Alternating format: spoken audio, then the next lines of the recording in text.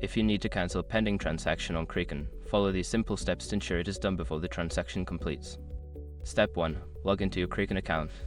Access the Kraken website or app and enter your login credentials to access your account dashboard. Step 2. Navigate to the Orders section. Once logged in, find the Orders tab in the main menu.